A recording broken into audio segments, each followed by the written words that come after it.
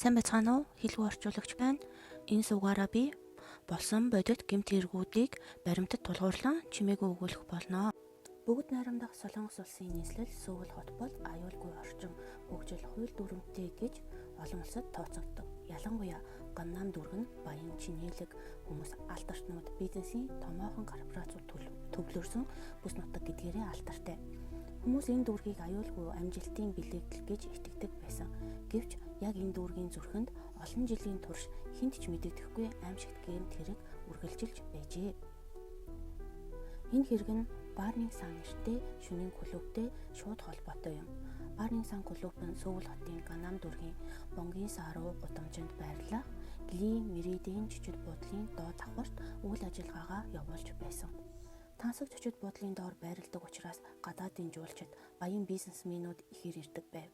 Энэ байршил нь клубын үйл ажиллагааг олонний нүднээс далд байлгахад маш тохиромжтой байсан. Барнинг сан бол жирийн шөнийн клуб биш байлаа. Энд энгийн хүмүүс бус харин тодорхой танилтай баян мөнгөтэй хүмүүс л орж чаддаг байв.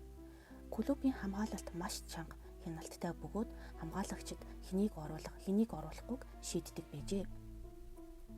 Ийм орчинд орж чадсан хүмүүс өөрсдөө онцгой эрхтэй гэж бодох нь илбэг байсан.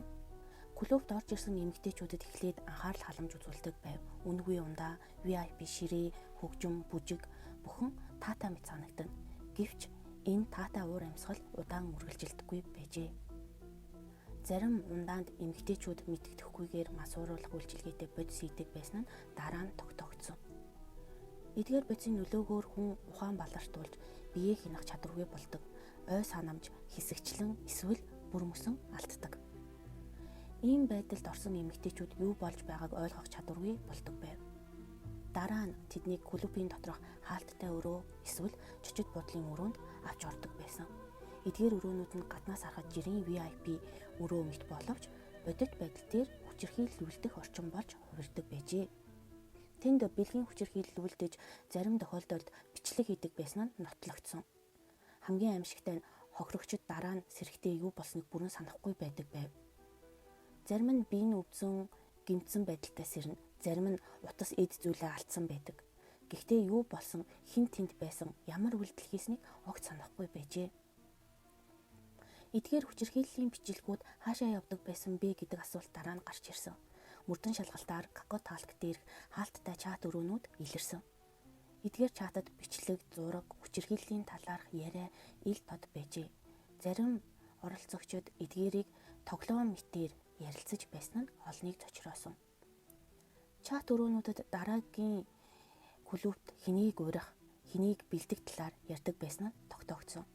Энэ нь ганц хоёр хүний гаж үйлдэл биш, харин зохион байгуулалттай систем байсныг харуулж байв. Барнинг сан клубын талаар олон удаа гомдол цагдаад ирж байсан ч дөрвтэй шалгалт хийгдээгүй. Зодуулсан эмэгтэйчүүд с жигтэй ундааны талаар гомдол гаргасан ч хэрэгсэхгүй өнгөрдөг байжээ. Энэ нь яагаад ийм удаан үргэлжилсэн бэ гэдэг асуултыг гаргаж ирсэн. Шалгалтын явцад зарим цагдаагийн албан хаагчид клубтэй холбоотой байж болцсошгүй баримтуудыг ил болгосон. Зарим мэдээлэл урьдчилан клубын удирдлагад очдог байсан нь чат бичлэгээр батлагдсан. Ийм байдлаар хууль гэмт хэрэгтэй тэмцэх бус харин хамгаалж байсан байж магадгүй гэсэн хардлага үүссэн. 2018 оны 11-р сард нэгэн жирийн иргэн клуб дотор болж буй сэжигтэй үйлдэлийг зогсоохыг оролцсон явдал бүхнийг өөрчилсөн. Тэр хүн эмэгтэй хүн аюулд орж байгааг хараад хамгаалагчдад мэдгдсэн байна. Гэвч хамгаалагчид түүнийг гаргаж зодсон бөгөөд эцэст нь цагдаа дуудаж өөрийг нь баривчлуулсан. Энэ явдал олон нийтийн анхаарлыг татаж хэвлэл мэдээллээр цацагдсан. Яагаад хохирогч байж баривчлагдсан бэ гэдэг асуулт нийгмийг хөдөлгсөн. Ингэснээр Барнинг сан клубын талаар гүнзгий шалгалт явж эхэлсэн. Шалгалт эхлэхэд олон эмэгтэй дуугарч эхэлсэн. Өмнө нь айж чимээгүй байсан хүмүүс ижил зүйл тохиолдсон гэдгийг хэлж эхэлсэн. Ингэснээр хэрэг ганц тохиолдол биш байсныг нь баталсан. Олон нийтийн уур хилэн оргилдоо хүрсэн жагсаал цуглаан болж эмэгтэйчүүдийн эрхийн талаар хүчтэй яригдсан. Барнинг сан гэдэг нэртэй ганц клубын нэр биш харин системийн ялцарлын бэлэгдэл болсон. Зарим нэг оролцогчид ял шийтгэл хүлээсэн, зарим нь шоронд орсон, зарим нь олон нийтийн өмнө нь уучлалтгүйсэн. Гэвч бүх үнэн ил болсон хэсэг нь өнөө хүртэл маргаантай хിവэр байна. Зарим баримт устсан байж болцсогүй, зарим нэр хизээч ил болоогүй, зарим хэрэг замхарсан. Барны сан хэрэгт бидэнд нэг зүйлийг тодорхой харуулсан. Чимээгүй байдал гэмт хэргийн хамгаалдаг. Эрх мэдэл буруу гарт орвол хууль хүртэл дуугаа болдог. Энэ хэрэг өнгөрсөн байж магадгүй, гэхдээ мартагдах ёсгүй. Учир нь мартагдвал дахин давтагдана.